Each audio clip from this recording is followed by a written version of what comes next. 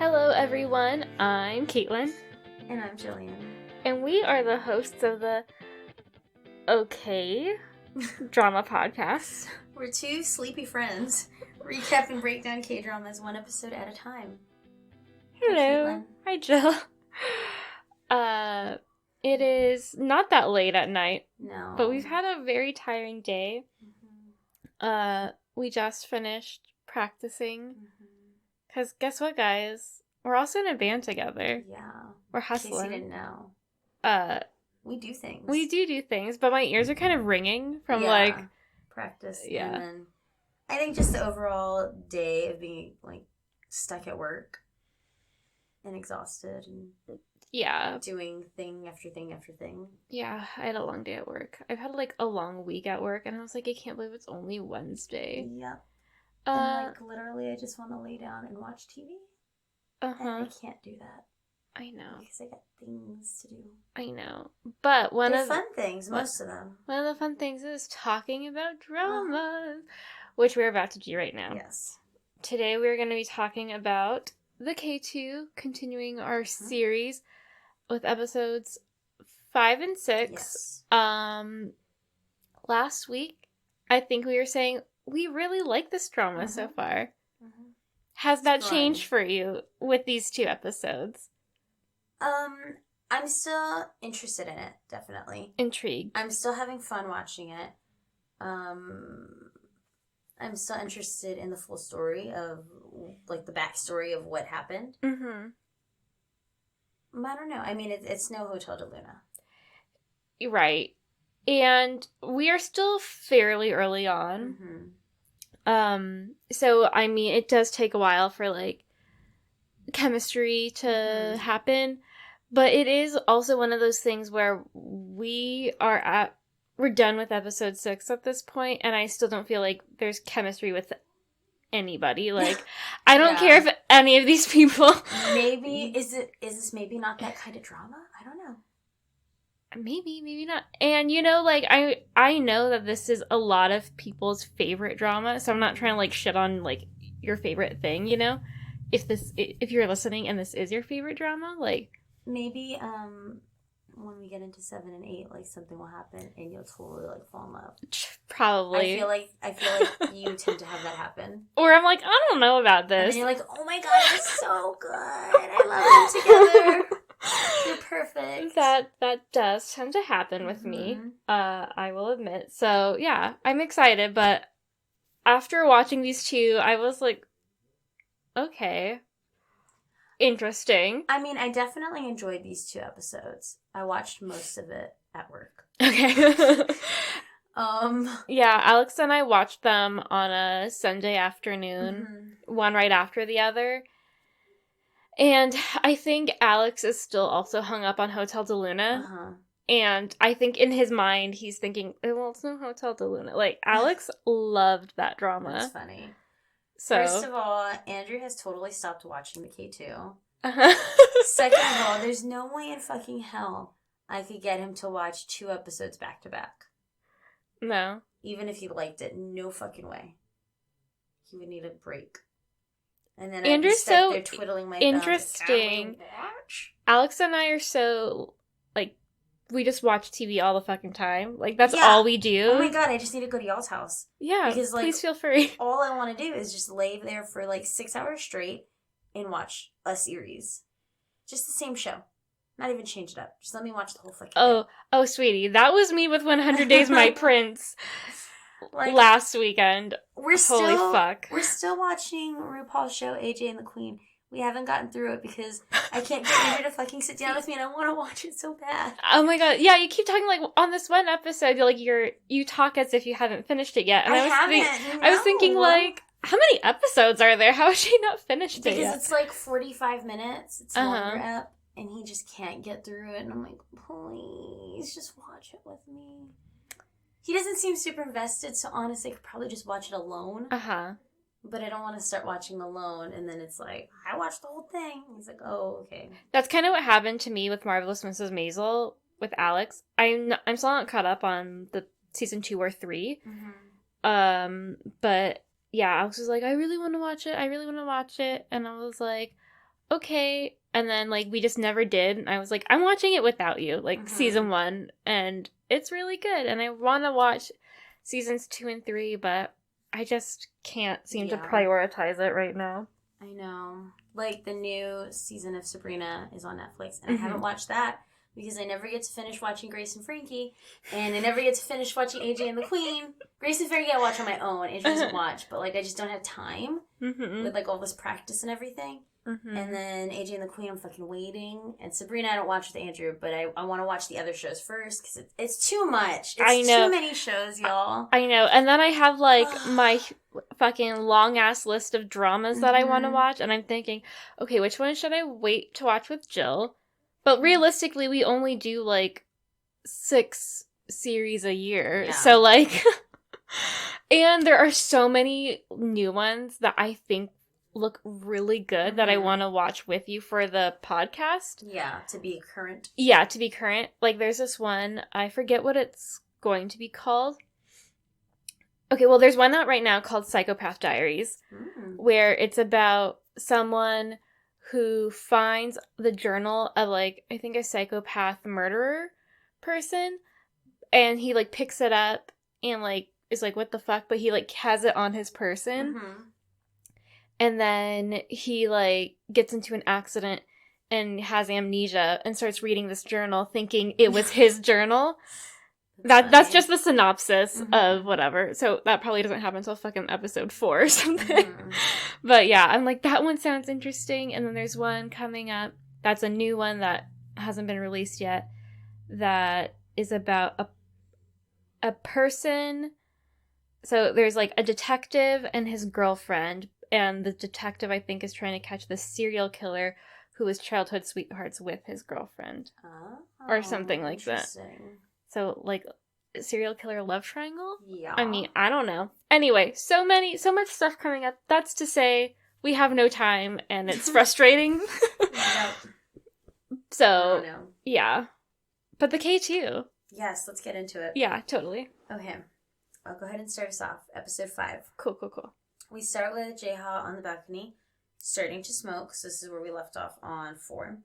He sees a light, then a shadow, and he, like, immediately flips out. He tries to call Miran, but she doesn't answer because she's totally knocked out and just, like, sprawled in her bed. She's not a cute sleeper. She's such a weird character. I kind of like her, but... I kind of like her, but I'm kind of like, ugh, I cannot. Alex, I think, said that she's the only likable character so far. And I was like, I wouldn't go that far, but... Yeah, I don't think she's all that likable because she's very whiny too, and, like, I don't know. Yeah, I think, or maybe he said, maybe not likable, but I think she's... Interesting or entertaining? She's, like, the most entertaining. Yeah. Gotcha. Well, he tries to call her, she doesn't answer, and he's just like, oh, God damn it. So he climbs up on the roof, he's ready to, like, fight some people, but then he sees it's just Anna, and she's got an teeny tiny little kitten, smaller than that kitten on episode 1, like, tiny little baby orange kitten. So small. I mean, this drama just wins points just for having kittens in more than one episode. Absolutely. Wow. 2 different ones.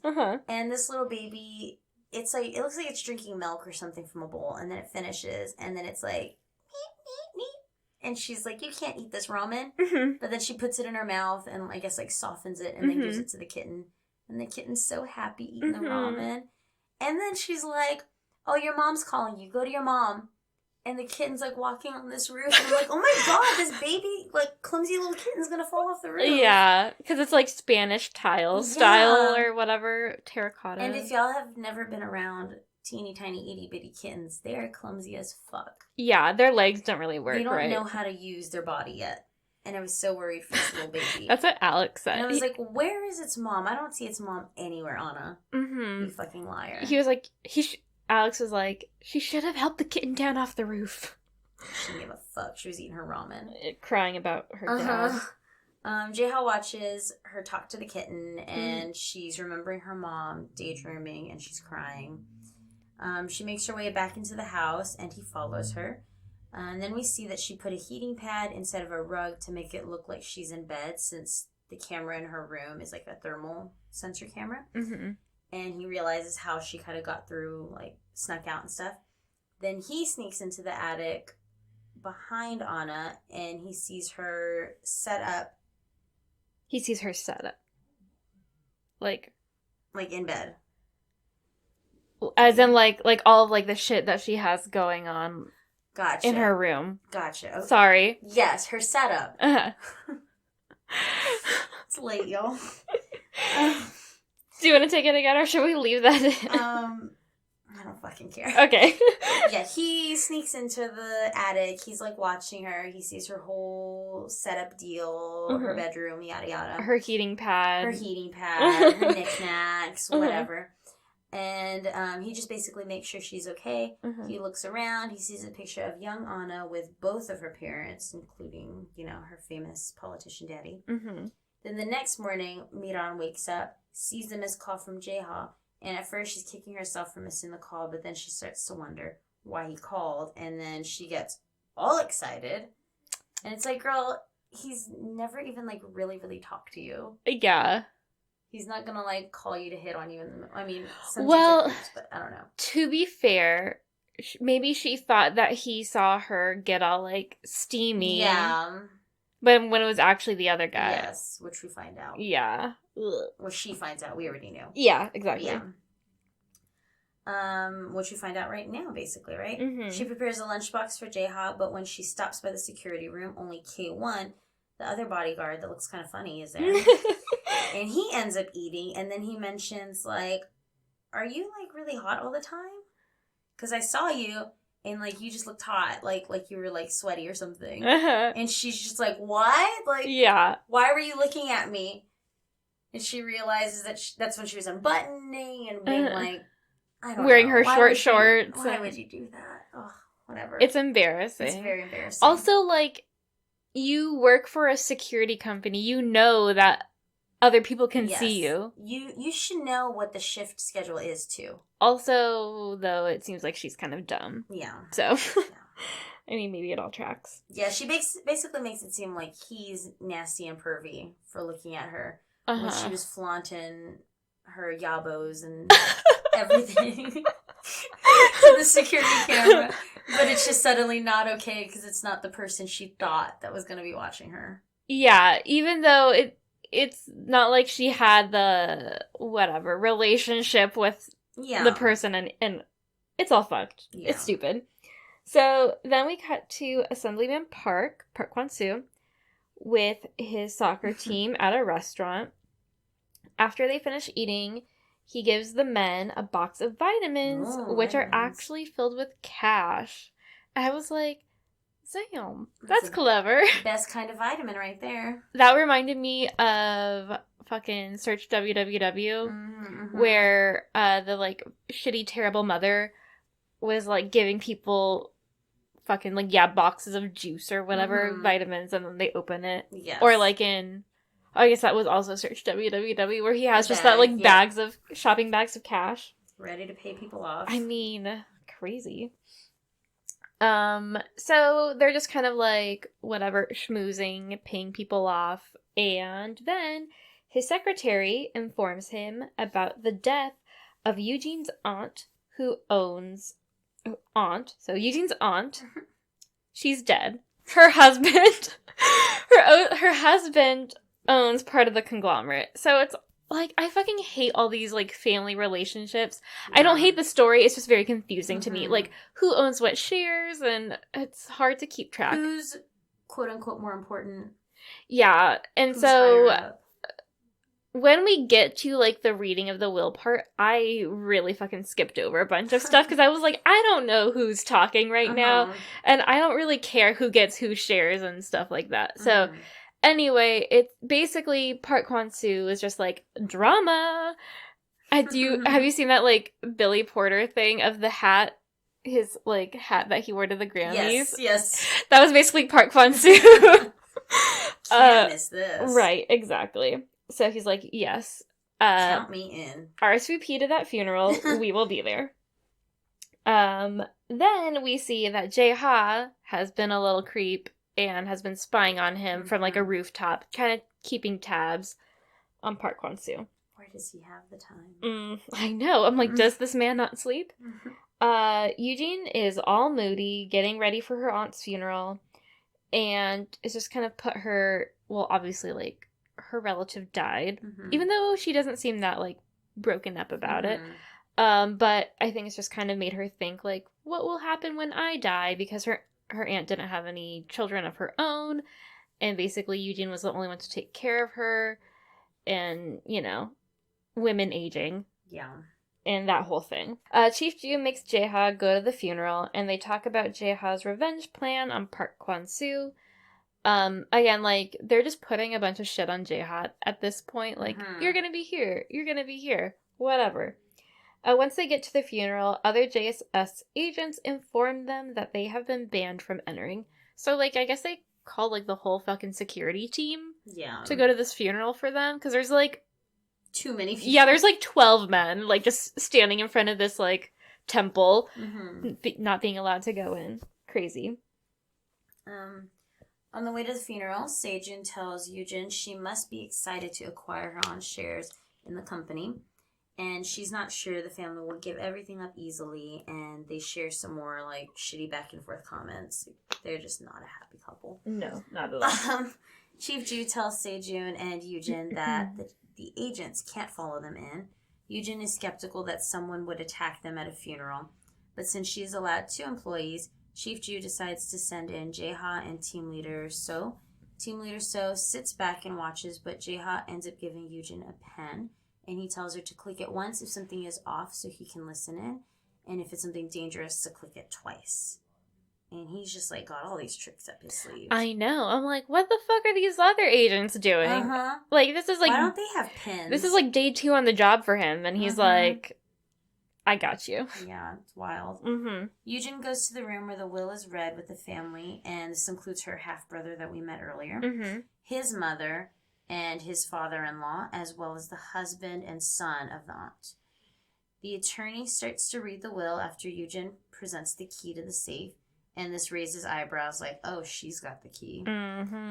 She clicks the pen once so Jae-ha can listen in, and the aunt has left everything to Yujin's nonprofit group, and everyone starts to flip shit at this point. Yeah. The family starts fighting, and they start talking about, like, who's going to own shares and who's doing what and where's it going to go and yada, yada, yada. Yeah, and it's, like, confusing because Eugene's like, well, it's not going to me, it's going to my nonprofit, and, like, all these fucking loopholes and... Yeah. Ugh. And basically everyone's just kind of fighting at this point. And mostly fighting her. Yeah. They're mostly all kind of ganging up on her. And her husband's just, fucking sitting there. He always has this weird grin. Like, he likes his wife to be fucked or something. Yeah, like fucked over. He likes seeing her in a situation where people are being, like, shitty. Or she's uncomfortable. Yeah. He, like, finds it humorous and never says anything. And I know it's kind of, like, not really his place to step in a family matter like that. But also just, like... As a partner... Zero moral support. Yeah.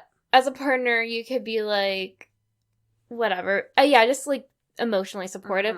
What is interesting is it kind of seems like her half-brother was, like, not really on her side necessarily, but he's like, hey, like, we can figure something out. Yeah, why is everyone freaking out? But I don't know if it's because he's stupid or if he's just, like, kind of playing, like, oh, naive or whatever to, like, be sneaky. Yeah. Or, like, not look like the bad guy. Yeah, I couldn't tell either, but I noticed him, like, trying to say, like, why is everyone fighting? Let's calm down, whatever, blah, blah, blah. It's not a big deal. In between all of this, there's a scene where Jae-ha and Team Leader So argue about how rude he is. I thought that was funny. Do you remember what the main, like, point was there? Like, what the main funny line about him being rude? Well, it was just, like, I think Team Leader So asks, like, what'd you give her? And Jay's like, don't worry about it, but he uses informal language. And Team Leader So is like, what? And he's like, you know you're rude. And he's like, yeah, I am rude. So? And, like, it's just, like, going back and forth. And Team Leader So can just, like, not get over the fact that Jay has rude and just, like, admits to being rude. Yeah. Like, I just think it's funny because then... Instead of being like, me? I'm not rude. Yeah, he's like, yeah, I am rude. What of it? It's just, like, he's got the gall. Yeah. So at some point, Sungwon's father, who is Eugene's half-brother. Mm-hmm. Sungwon's father-in-law offers Eugene a lot of money for the shares, and when she resists, he insinuates that he will have her removed from the board of her charity. So basically, he's threatening her, like, I will pay you off. I can pay you off. I'll help your husband win the presidential election with that money, in theory. And if you don't, I'm removing you from the board. But maybe he was removing her from the board anyway. Mm-hmm. So, and her thing was kind of like, well, I can't sell you the shares that are they're not for mine. Me. Yeah. And she just keeps saying that, like, they're for the nonprofit. They don't belong to me. Yeah. And I can't give them to you or sell them to you. Also, yeah, that was another thing where I'm like, does she actually believe that? Or is she just being shady and like, well, I'm not going to give them to you. Yeah. So again, more fighting, and she's like, she stands up because she's just like so appalled that he would insinuate such a thing or suggest it. And when she stands up, her pen like rolls across the table, and Sungwon picks it up, and he like clicks the pen so the audio turns off. Mm-hmm.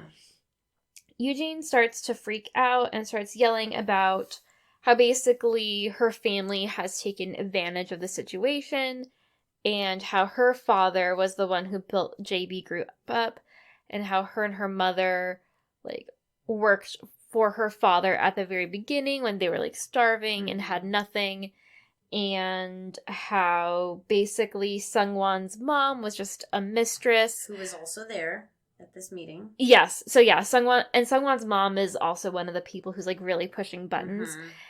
And oh god, I can only imagine like how that would feel like to be the person like who worked really, really hard, mm-hmm. and then like whatever, a mistress comes along and like, yeah, and basically like that person's kid gets everything.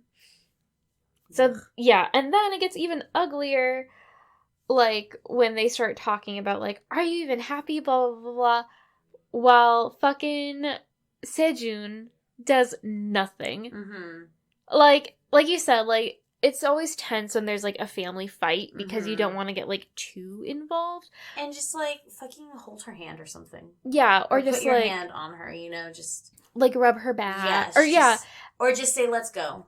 Yeah, or just be like, I think we need to calm down. Mm-hmm.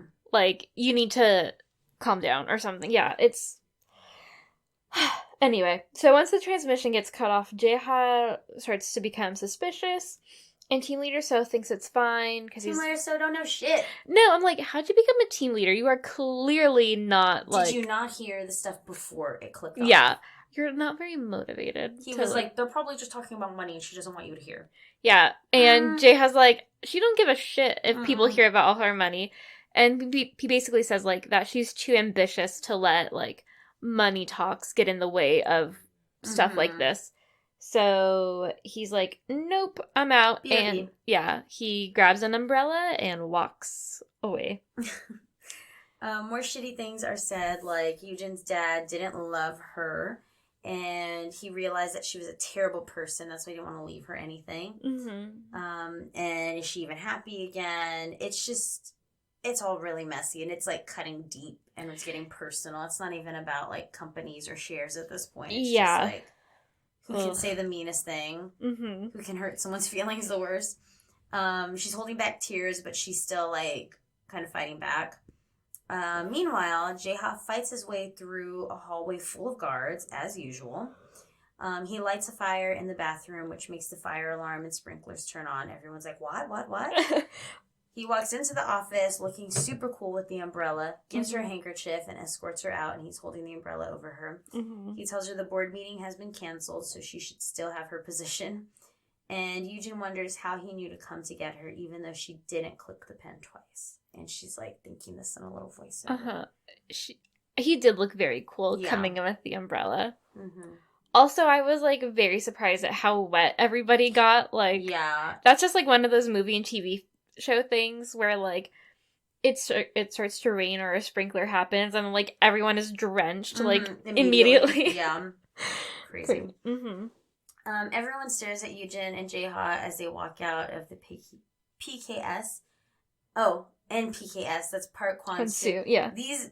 Sorry. Initials, they always throw me off. I'm like, who is this? It's hard typing Park Kwan-soo the whole time.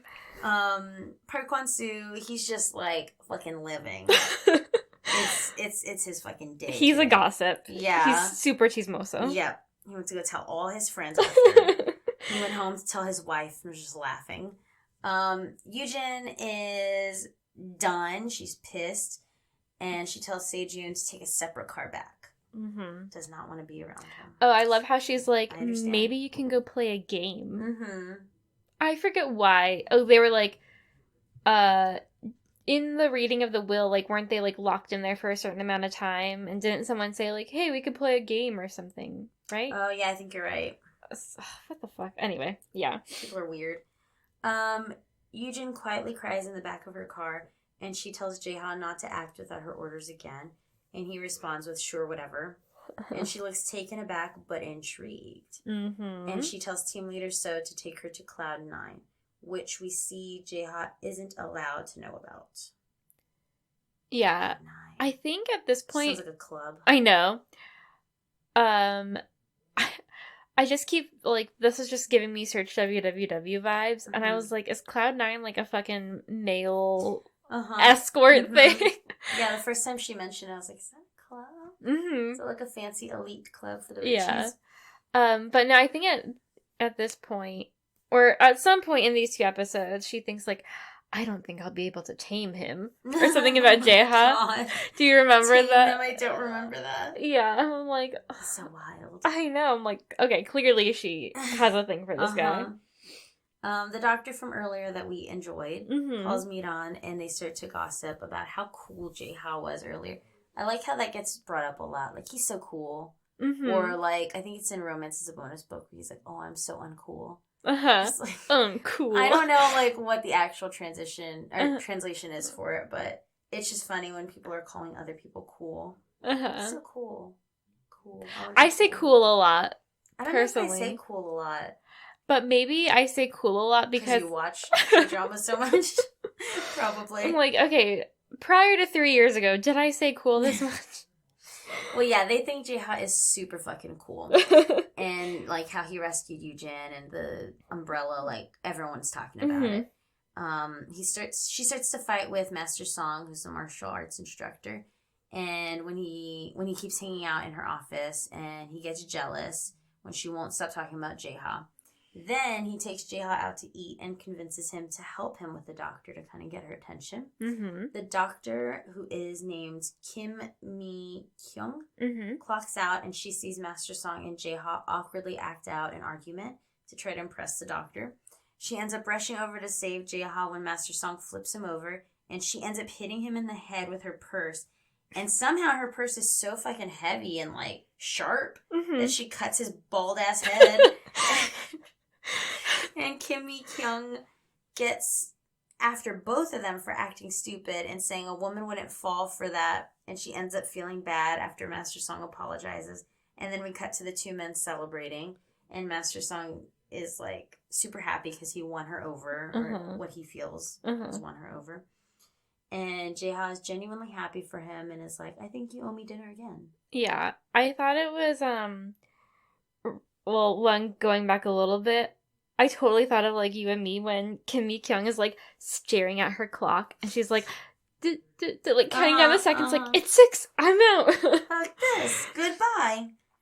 But yeah, I think I like Master Song and the Doctor together. Like, he's a big... It's gonna happen. He's a big goofball, but she seems like...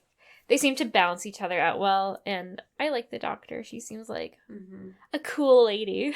Yeah, and that scene reminded me of a recent Cheers episode that we saw, where, I can't think of the older guy's name. The, like, older coach. They always call him Coach.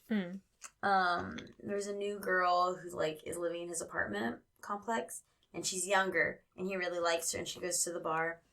And Sam doesn't realize that he likes her, and he's just trying to hit on her as he does with every girl, and she's just so not into him. And then he finds out that the coach likes her and is about to ask her, and he's like, "No, don't do it. Like, I've already tried. Like, she's an asshole. She's not going to accept your offer. Uh-huh. And he's, like, super sincere about it. He wants to go out to dinner with her. And she's like, oh, no, I got a lot of stuff to pack. I'm sorry. Thank you, though. And she's about to leave, and he's going upstairs. And he purposely falls down the stairs because he talked about how that's how he used to get women. Oh, my God. And he falls down the stairs, and everyone flips out. And she runs over to him, and she's like, I'm going to help you get home. He's like, oh, no, you have so much packing to do. And she's like, no, you're more important. And then he just turns around. He's like, works every time. Oh, my God. It's that same fucking thing. Sympathy. Yeah. So really, Jaeha should have flipped Master Song over. Yes. For no reason. Yeah. Instead of the other way around. So later that night, Anna gets out of her room for her shower as usual, and Mira and the housekeeper go through her room, like their nightly routine. Then we see Jaeha go into the kitchen after the housekeeper has laid out Anna's meal, and he's like, whatever. I don't know what I'm trying to say. Yeah, he's in the kitchen. He's doing shit. Then he rushes back to the security room and watches Anna go downstairs, and he proudly says, ta-da! Or I think in Korea it's like, ja-ja. Ja-ja? Oh yeah, I think so. Something like that. At the monitors, and we see that he's laid out a pot of boiling water and ramen for her. And I find it very cute that they're both like, yes! Yes! Like, Jaeha seems... I don't want to keep using the word cool over and over again, but, like, he seems very cool and, like, almost uninterested in everything everybody else except for, like, Master Song and Anna.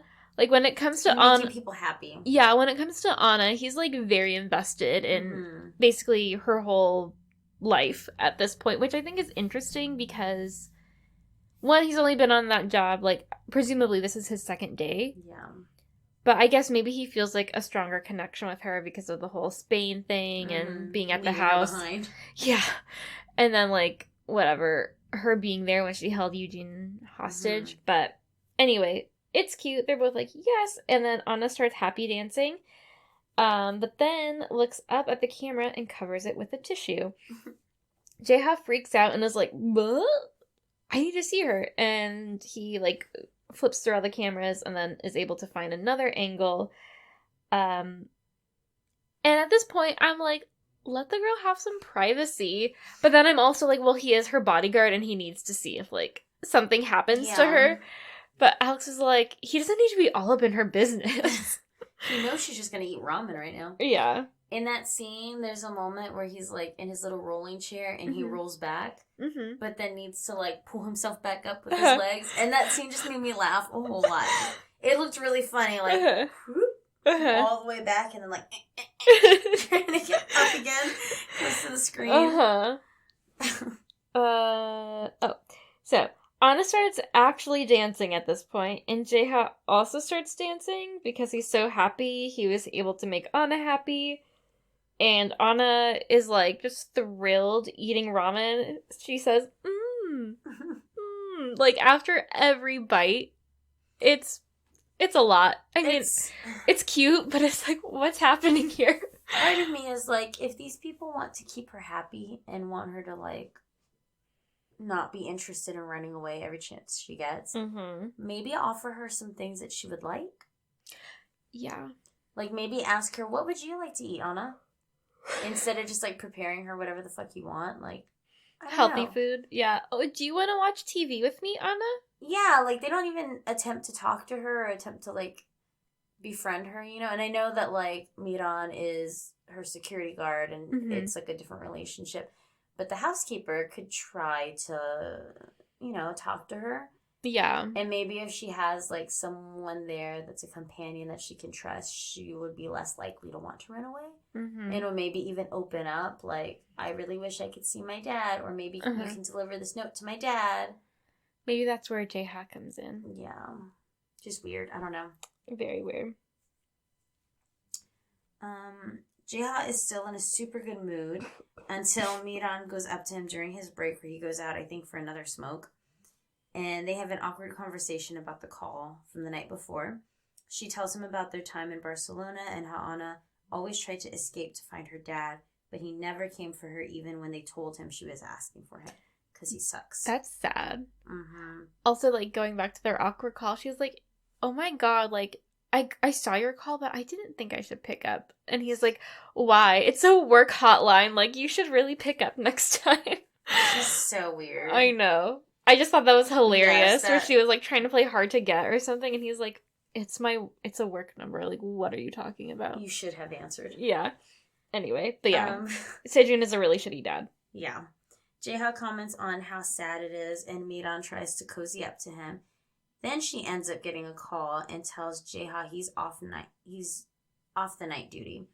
And then he gets a call from Chief Ju and tells him to go to the 9th floor. Miran freaks out and tells him he got called to go to Cloud 9. And he's like, okay. He's like, the fuck is Cloud 9? Yeah. Right after that, a car shows up to drive Jaeha to the office. Everyone starts to greet him with respect. Ooh, respect. Mm-hmm. And he learns he has to use his badge to get to the 9th floor.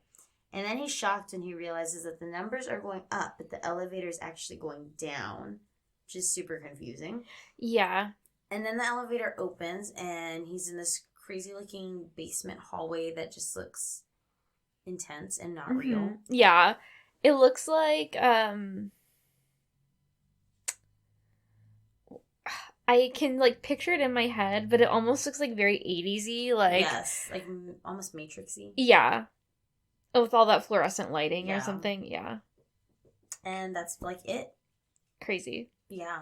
And I'm like, the fuck? What is this place? I know. Was he, like, secretly lured here and they're gonna try to kill him? Is he gonna have to fight his way out? Yeah. Alright, so let's just, like, hit it with episode 6. Okay. So, Jaeha is at that crazy-looking Matrix hallway. He walks through the halls and comes upon a door that requires a handprint and, like, a retina eye scan. Fancy. I know. And he's just, like, pink. Like, he doesn't even question it. He just, like, puts his hand in his eyeball right up to the door. How did they get that, like, data? Security function of his eyeball and his whole handprint? Who knows? Maybe that's part of the orientation. They do, like, a full body scan. Maybe when he was sick in the hospital. Oh, yeah, maybe. That one thing, they were just, like... eyeball picture. Bleep. Bleep. So behind the door we see a large glass conference room, which is almost like a little fish tank or something. Like, it's weird because it is a glass room inside a room. Yeah, exactly. So in this conference room, there is Eugene, Secretary Kim, the old guy in charge of JSS. I haven't written his name down yet, just the guy in charge of JSS, and Chief Ju. And they are reviewing the profiles of the people who tried to kick her out of the board of her charity. Wee. And she's fucking vicious. Oh, yeah. During this. Like, at this point, or maybe a little bit later on, they talk about, like, what they're going to do to all these people. And she's like, oh, well, this person has, like, a sex tape or whatever. And she's like, release it to the public. She's like, but wait, a few days before, send it to his children first. That would make him want to commit suicide, and right? Everyone's just like, what? Like, do we need to show it to the children? She's like, they're old enough to watch porn. It's okay. Chief Ju seems like the only one that has, like, a little bit of morals or something. He's like, okay. But even Secretary Kim was kind of like, okay, I guess. Yeah. I guess I'll do it. And she was the lady who was like, run him over! Kill him. Earlier, so. Yeah. It's cray. Then we cut to Miran acting all giddy with the housekeeper because, again, Jaeha is just the coolest guy ever. I love how over her the housekeeper is. Yeah. She's always just like, you're gonna do more of this? Like, ridiculous shit, trying to show off your everything. Yeah, and, like, she always hits her and stuff. So they talk about how cool and, like... so cool. Everything is cool. How impressive, I guess we should say, it is that Jaeha has been asked to Cloud 9.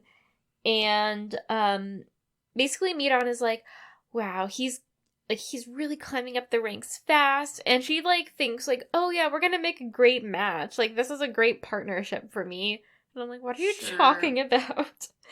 So at this point, Anna overhears, and she realizes no one is watching the cameras tonight, and, like, we can see the wheels turning. The light bulb goes off. Yeah, and then, like, Miran kind of, like, looks upset because she's like, oh, fuck, like, I have to actually do work tonight. And he's not here anymore to hang out with. Exactly. Or hit on. Mm-hmm. Back at the office, Jaeha enters the conference room after everyone leaves except for Yujin. And they talk about the room and how it's soundproof and deep underground, making it impossible for people to eavesdrop. And at that point, I love that he's like, so who's listening to all these microphones you have set up? Mm-hmm. Which is my thought, too. Because, like, why do you have all these microphones if these are just private conversations? Who needs this recording? I know. Or I was like, can they not hear each other? Like, weird. Because you know how, like, in boardrooms, sometimes they have microphones? Mm-hmm. Ugh, weird. Yeah. He asks why she called him, and she tells him that she wants to hear his story. He doesn't believe her, and she asks him what happened in Iraq since they are going to go after Park Hwan-soo. She reminds him that no one will hear, and he asks again who's listening on the mics or whatever. Mm-hmm. And then she tells him about her, quote, magic mirror. And basically, it's like the world's best Siri / Alexa / OK Google. And it's like the best AI, and it uses data from all over JSS in the world, whatever, to keep track of people and to answer questions.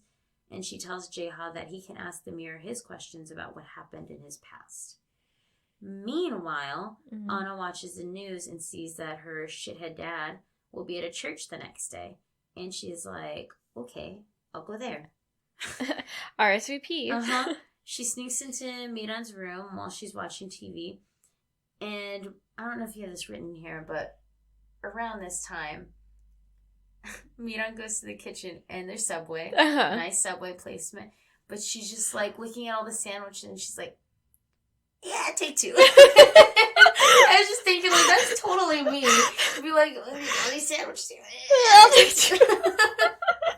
Did you see, I didn't write this down, but did you see the line where she's like, get in my mouth? Yes! Which is another thing of mine. I'm like, get into this hole, please. Shove all this food in my hole. I thought that was hilarious. She's all, Subway, fuck me up. And it really does seem to fuck her up, because later on she's like, oh, my stomach. Which Subway also has a tendency to do, I feel like. Be a hit or miss. She just guzzled down 2 6-inch subs.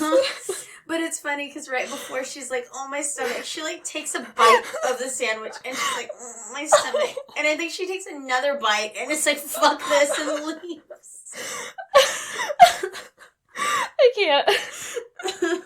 Like, I kind of can't stand her character, but the moments like that I find really funny, because she's just, like, a doofus girl. She's, like, kind of filthy, but I, like, it's kind of me, too. I kind of relate.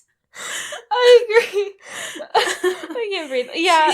She's just a little too dumb, but there's certain things that I'm just like, yeah, that's me. She makes, like, super funny faces, too. Like, Ji-Yul from Romance is a Bonus Book. Yeah, very expressive. So, yeah, Anna sneaks into her room while she's watching TV, and she takes her uniform, her wallet, her ID, her earpiece, and then she sees some needles in there that are sedatives, and she takes one, and when Miran runs to the restroom, she puts it in her drink. She's fucking smart. Yeah. She, like, got everything she needed. Jaeha and Yujin go back to the conference room, and Jaeha starts to tell her, also when they're walking around and she's telling him about the mirror or whatever, there's, like, a wall that has, like, holes. And all the, like, lights are changing colors. It just looks really pretty. Yeah, it's very interesting. And I'm, like, sometimes I think about, like, I wonder what, like, contractor they hired to, like... get that set up. Yeah. Yeah, it looked really fancy and pretty. It looks like it should be outside of a building, though, not in a room. Yeah, it looks like, I think at the Seoul Sky Tower, whatever the fuck it's called, they have something like that where as you, like, at the base of it, there's, like, a museum sort of exhibit portion where you can learn about, like, the Korean culture that inspired the tower and, like, all this stuff. And as you walk by, like, their lights kind of follow you and, like, change colors and stuff. So that was maybe their inspiration. Maybe they watched the K2 and were like, hey. Or vice versa. I don't know which one came first. I think the tower, well, who knows when they started construction, but the tower is fairly new. Okay. I think it's only been open for a couple of years. Cool. Yeah. So he finally starts to tell her his story and how he met Rania and how they fell in love and how he was going to bring her back to Korea, and he was working for Blackstone and saw her working as a translator for Park Kwon-soo. And then before getting into his car, you know, we heard the story, we saw it, she gets shot, yada yada. And then he, like, goes and runs after her, but he gets hit and knocked out. Like, someone knocks him out with a gun or something. I don't know, they hit him. Yeah. And when he wakes up, there's a gun in his hand, not his. He tosses the gun away, starts sobbing over her body, and then that's when authorities try to apprehend him, saying that he killed her. Yeah, he does some, like, a wild sobbing. I mean... It goes all the way to the top. Conspiracy here. And then we cut back to present times, where he explains to Yoojin that he ended up being framed, and he was able to escape from jail. And Blackstone and Park Kwon-soon had already moved on, so he made his way to Europe. Yoojin agrees that Jae-ha has a good reason to kill Park Kwon-soo. It's pretty intense. Yeah. So Jae-ha tries to ask the magic mirror about Park Kwon-soo's business that day, but there are a lot of holes that the computer can't give definite answers to. And after a bit more information, Yoojin starts to believe that Park Kwon-soo sold the other party, I think, like, one of the leaders of the tribes over there, weapons to, like, whatever, for their wars and stuff. It's, again, like, politics-y things. War and politics. Yeah, and she's, like, so fucking, like, cold, but she's like, that's a good idea. Like, that's a good deal for him. He made a huge export deal, probably. And Jaeha's like, what the fuck? But anyway. So they're like... So the computer suggests that Rania was probably killed because she overheard something she shouldn't have, and they didn't want any witnesses. But then why do you have a person translating if you don't want people to know? Well, I'm sure they always knew, like, well, somebody needs to facilitate, like, the deal, because I'm sure that guy can't speak Korean. Maybe they should have gotten someone that they trust. Right. Instead of a rando that you're just going to be like, well, fucking shoot her. Well, they obviously don't value human life, or they wouldn't be trading in arms. That's true. But you'd think that, like, they would have their fucking cronies, like, a crony that, like, knows shit, you know? True. Everyone that's in the know. But I guess they'd rather just, like, use someone and kill them. Yeah, because you don't want, like... I think with maybe the bigger your entourage is, like, the more loose ends there are, probably. The more mouths that can, whatever, talk shit. You just got all these dead people on your hands. I mean, so much blood. So yeah, poor Rania. Terrible. Back at the house, Anna escapes in disguise. One of the other guards who's on the lookout, like, outside of the house area, is like, hey, where are you going? And she fools him and pretends to be Miran. Her codename is J4. And she does, like, a decent impression of her. She's smart enough to tuck her hair in her jacket. Yeah, to create her little bob. I mean, she has thought of everything. Anna is clearly, like, pretty sharp. She just doesn't like to talk to people. And is kind of awkward. I get you. Seems. So she runs away and hails a cab. Jae-ha goes to leave. So we cut back to, like, the conference room thing. Cloud 9. Jae-ha goes to leave, but Yoojin insists that he stay at the JSS residences. So I guess in this building, there are, like, apartments for, like, the VIPs at JSS. And she's like, no, you're part of Cloud 9 now, so, like, I take care of you. And he tells her that it's starting to sound a lot like a master and slave relationship, and masters always betray their slaves. And she's like, I've never betrayed anyone that I care about or whatever. And he's like, nah, fam, like... I find that hard to believe. Yeah. And he's like, but, you know, I do believe that maybe there are friends out there who wouldn't betray another friend. Like, isn't that right, friend? And Eugene smiles, and he kind of smiles at her, too. I'm like, is there some, like, mild sexual tension going on here? Like... I can't tell. What is happening? Mm-hmm. And I'm like, is there gonna be a fucking love triangle between Eugene, Anna, and Jeha? Mm. Like, what is happening here? Wouldn't that be fucked? Right? Oh, God. It's the last thing this family needs. Right. Anna gets out of the cab, and we see she has gone back to her childhood home. We get a flashback of her doing the ramen dance with her mom. And she starts to cry. I thought that was so cute. Yeah. Like, her and her mom doing... It looked better when her and her mom did it together than just her doing it in the kitchen by herself. Yeah. Anna roams around the neighborhood and sees a picture of her and her mom in a window of a photo studio. She goes in and talks to the owner about her mom. And he tells her that she originally came in for a passport photo for Anna so they could go to the U.S. But ended up getting a portrait also. He takes the photo out of the frame and reveals that there was a third person in there, a family friend, who was like, a housekeeper or something? I think like their nanny or, like, housekeeper person. And we also find out that Anna's mom was famous, like, in the movies. Yes. Which is just like, okay. A celeb. Yeah, it's slowly starting to come together. These pieces. And, like... He's like, oh, did you ever make it to the U.S.? Or, like, how was your trip to the U.S. or something like that? And that's also, when he mentions passport, she's like, passport? Like, I don't... What? Uh-huh. What's a passport? Jeha makes it back to Anna's house and sees Miran fast asleep and realizes that Anna's missing.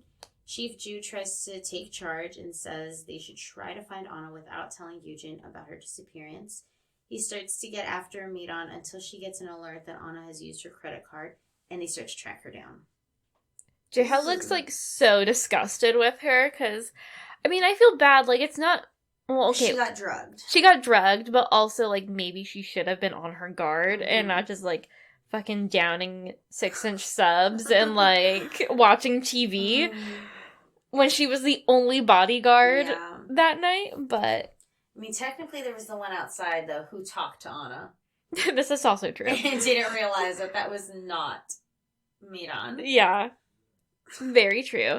And then it really says something about Miran for him to be like, oh yeah, go to the store, like, pick me up something. Like.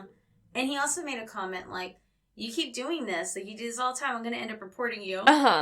So she just, like, leaves whenever the fuck she wants. Hi, Miran. Anna takes another taxi to the nursing home where that family friend is being kept. And she finds a woman lying in bed, barely conscious. She looks a little nutty. Yeah. She's lost it. The woman starts to talk to Anna, but calls her by her mother's name. Do you know how to say that? I think it's Haydeen. Haydeen. We had a Haydeen. I know. But this one is spelled differently. Yes. But I think it's kind of pronounced similarly. Okay. Or Haydeen? I don't know. Well, we're just gonna go with Haydeen. Okay. Well, she's talking to Anna, who she's calling Haydeen, and asking for food. Anna tries to introduce her again, but the woman starts to get worked up and yells for Haydeen to hurry and take Anna to America. Eugene knows everything. She'll kill you and Anna. Yeah. And Anna seems super surprised, but now she has confirmation that Eugene wanted her and her mother dead. Oof. Yeah, pretty fucking crazy. I know, because, like, before that, I was thinking maybe Eugene isn't that bad of a person. Like, it's so hard to know who is the bad guy. Yes. And now I'm just kind of thinking, well, it seems like everyone is the fucking bad guy. Like, there are no good people in this story. And you're seeing these scenes with Eugene where people are just being assholes to her most of the time. Right. And she's having to deal with it and put on a smile and a front and just kind of, like, get through and, like, do what she needs to survive. Yeah. But then you see something like this and you're like, It is definitely Gog-Young vibes, but if, like, Gog-Young murdered people. Like, yeah, like... I mean, maybe she did. Who knows? Gog-Young? Yeah, Gog-Young is pretty, like, pretty wild, huh? Wild and out? Yeah, I wouldn't go past her. True. So the JSS agents arrive at the nursing home, again, where Anna and that family friend / nanny are. But Anna can hear their plans through the stolen earpiece. Uh-oh. She, again, has thought of everything. So she slips out disguised as a nun this time. Because I guess it was like, whatever, Catholic-sponsored nursing home or something. And just a bunch of nuns working there.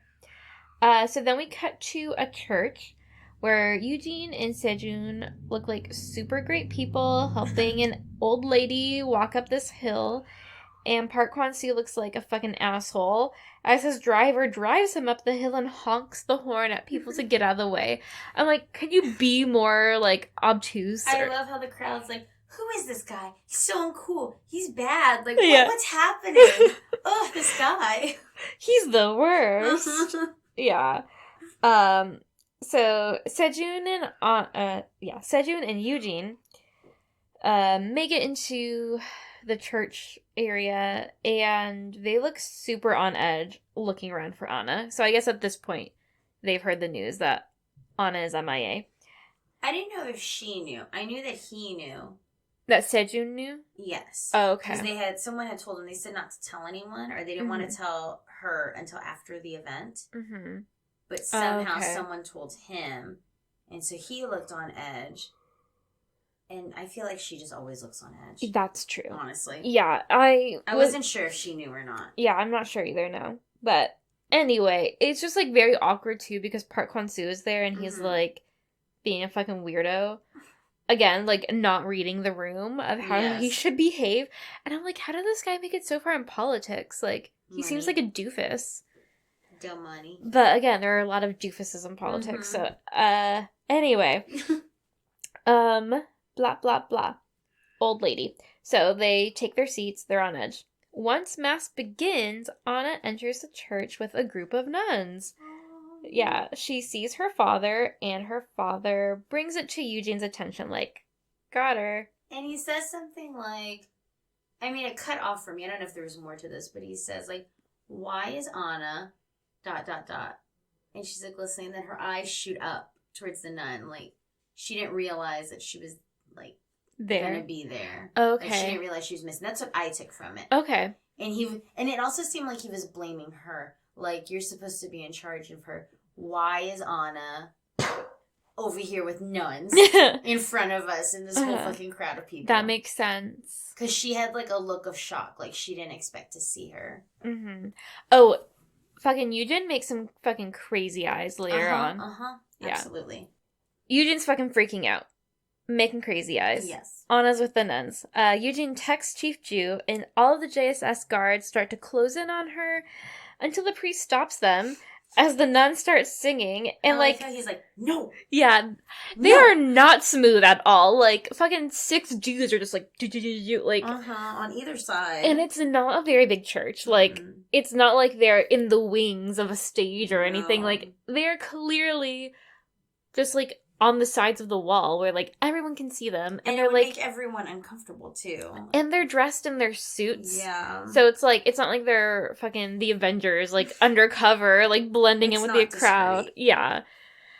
Very awkward. Yeah, but I love how the priest is like, stop. No.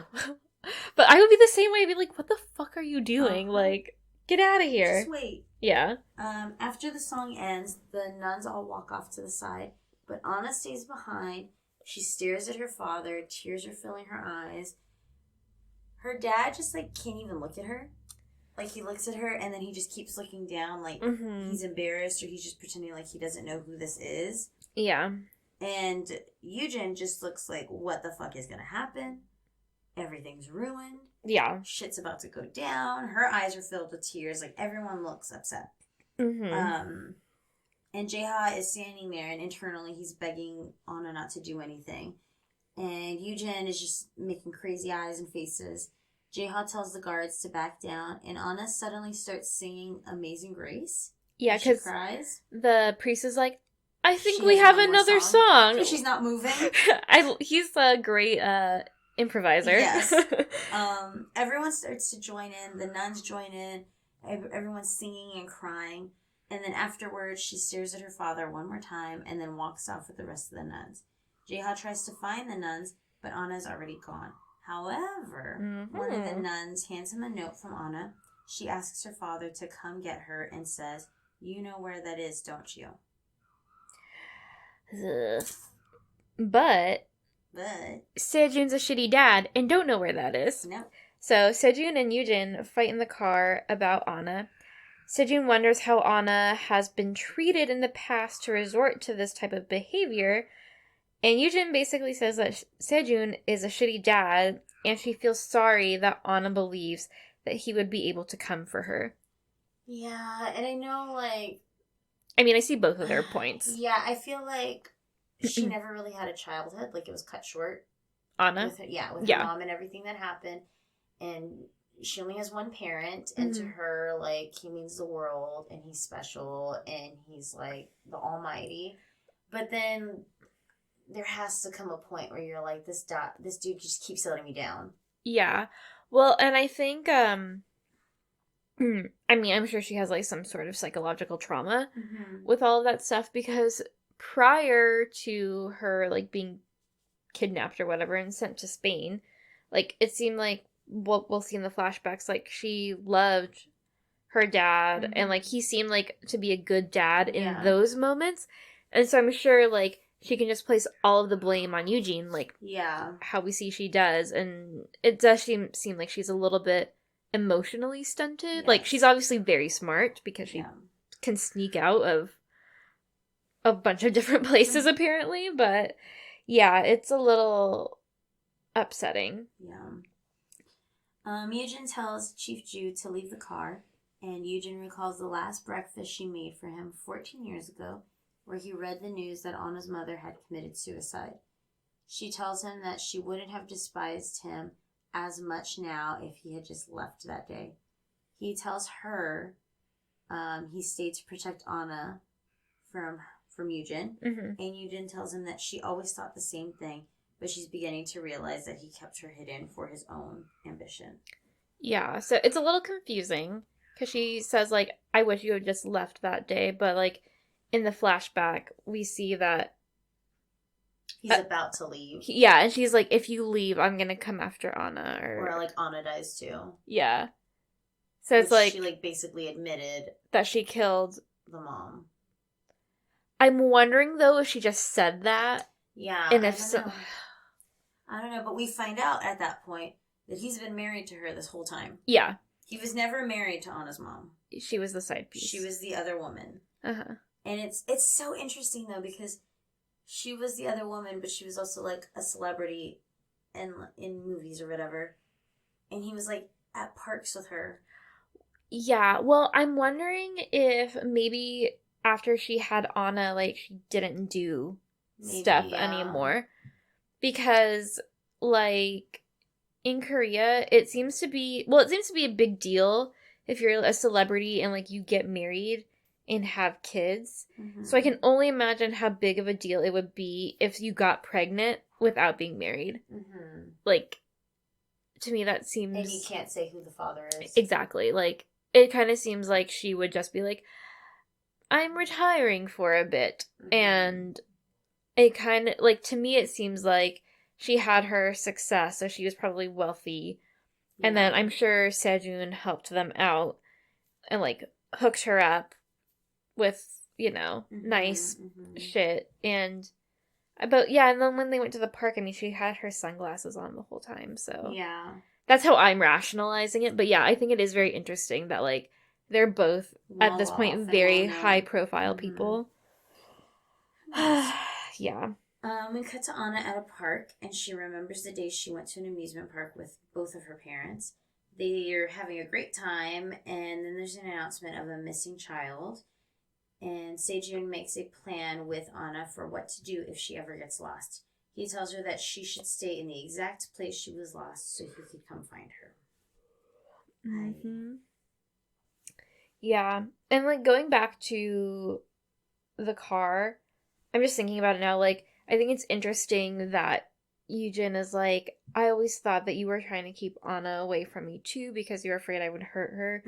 But, like, now I can see that it was also just your ambition. Like, to me, that also reads as, like, they both knew that Eugene wouldn't actually hurt Anna. Like, I don't know. It was just interesting to me, like, how at that point, like, we can tell, like, that Sejong is just, like, a shitty dad.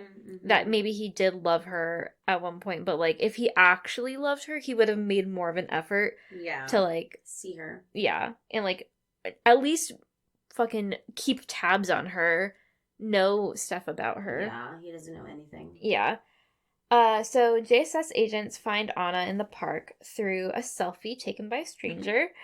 Anna starts to look discouraged and starts to pray, and when she opens her eyes, she sees her father walking toward her with ice cream, but it turns out to be turns out to be Jaeha. She looks disappointed, and Jaeha tells her that her father was too busy, so he sent him. Jaeha sits next to her and tells her that she did a good job holding it all in at the church. She asks about her dad and if he was mad at her. Jaeha tells her that her dad was worried about her and offers the ice cream, saying her dad wanted her to have it. She accepts it, saying, well, if it's from my dad, like, I guess if my dad wanted me to have it, then I'll eat it. But again, I think, one, it's very interesting that this is their first spoken conversation, besides, like, please help me, and shoot her. Because they're talking like they know each other. Two, I think it's interesting that she's like, was my dad mad? Like, she's again not getting like fucking pissed or like upset that her dad didn't come for her. It's just like, what did my dad do? Is my dad mad? Like, I feel bad for her. Anyway, so JSS agents watch from afar as Anna tells Jaeha about her past and how the park used to be an amusement park called Dreamland. Her breathing becomes shallow as she tells him how she couldn't tell anyone about her dad because then bad people would come for her family.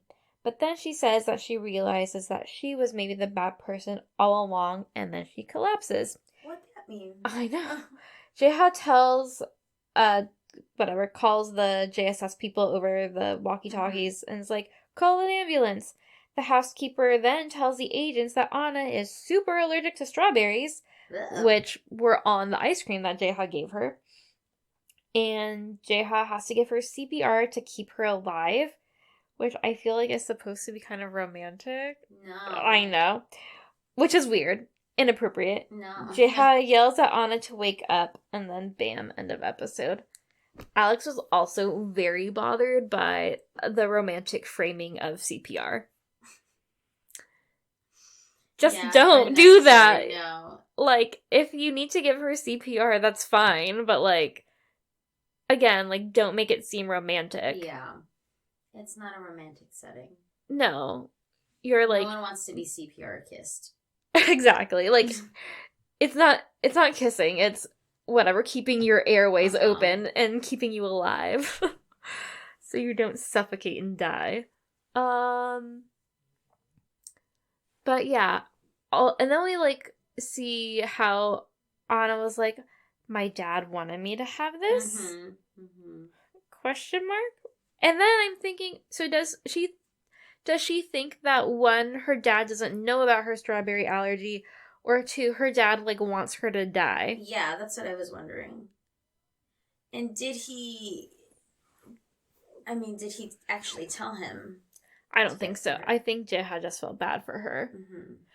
And when I was rewatching the second time, I was wondering, like, well, maybe he saw the picture of them together, and maybe they had ice cream there, so he thought to get ice cream, but no, they didn't have ice cream in that picture, so I was... The ice cream he did get her, though, was Baskin Robbins. Or maybe it was the dad, I don't remember. Yeah, in the flashback, Robbins, yeah. What's it called? Product placement. Yeah. I think a lot of dramas around that time did a ton of Subway and Baskin Robbins, because Goblin, bringing it back to Goblin, y'all, they had a lot of Baskin Robbins product placements in that drama. Basically every cake, or like every time somebody was like doing anything, it was like a Baskin Robbins ice cream cake, or like we're going on a date to Baskin Robbins. Or I miss an ice cream cake. Let's meet at Baskin Robbins. Yeah. But anyway, again, I feel like we got some, like, good nuggets of information. We finally got some on a backstory. And we got, like, okay, so we kind of know that Eugene is, like, a mastermind and has a supercomputer, a super Siri behind her. But we still don't know a lot about what happened to Jaeha. Mm-hmm. Other than, like, yeah, he was framed for murder, and Park Kwon-soo is shady as fuck. But we don't know the full extent of it, because I guess he's very good at keeping secrets. Mm-hmm.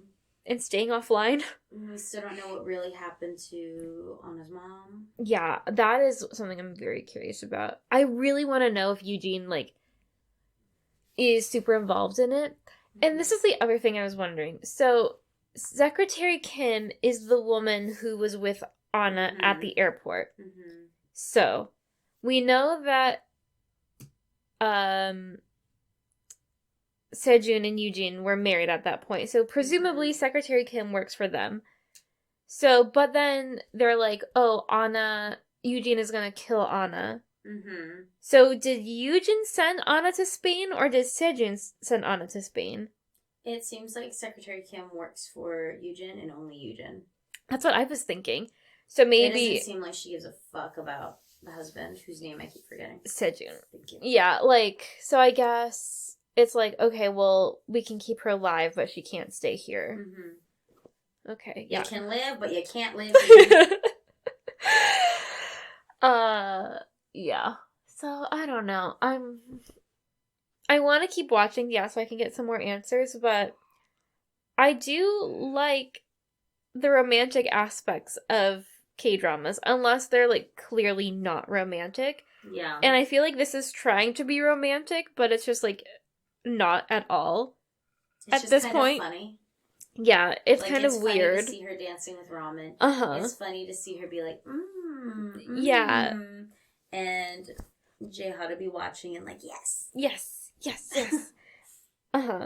Alex thought it was so funny when Miran was like, "Oh my god, oh my god." That was funny too. Yeah. So I don't know. I have high hopes for 7 and 8. That will be the halfway mark. Wow, we're like really getting through this one. Also, again, I don't want to like make people feel bad if like this is your favorite drama, because again, we're only halfway through and there's still so much more to be watched, but like I don't know. I'm feeling nervous about this one. I'll say I'm enjoying it. Okay, for the sake of enjoying it, and like the fight scenes are really fun to watch. Yeah, it's exciting, and there are some funny moments and some intense moments. I don't know. I'm enjoying it. That's good. I wouldn't call it my favorite, but I don't hate it by any means. I think something that is maybe something I shouldn't have done is, like I said in other drama corner, I was watching 100 Days My Prince. And that is a very, very good drama. I highly recommend it. And it's, like, more modern. Because this was done, in, like, 2015? No tech and music. No tech and music. It's also a historical drama. And, like, it just looks... It looks better. I'm not saying the acting is better or anything, but just, like... the quality. It's just, yeah, like, a higher quality drama, I guess I would say. And I think, you know, when you're watching two things that are in the same sort of genre, like, you're gonna compare them, and I'm like, 100 Days My Prince I think is a better drama, but that's not to say like I'm not enjoying this one. It's just you know, different. But yeah, definitely check out 100 Days My Prince and let me know your thoughts, because I really liked it. I thought the ending was interesting, because some dramas don't end well. But I thought this one was, like, pretty good. Like, you know. Alex was like, when I was done with it, I was feeling, like, kind of depressed. Like I told you, like, I want to... Yeah, like, I just want to watch more. Like, I want to see what happens to them. Like, I mean, not that it didn't wrap it up, but you know what I mean? And he's like, oh, did it wrap it up in unsatisfying way. And I was like, no, because he was like, I bet it did. Because like a lot of the dramas are like, and this is how it ends. Ta-da. Okay. But yeah. 6 Feet Under is like the only show I've ever seen where the ending was just like kind of perfect. Because it literally like shows you everyone's life like as they're aging. That's cool. Up until like the very end. So you get to see like everything.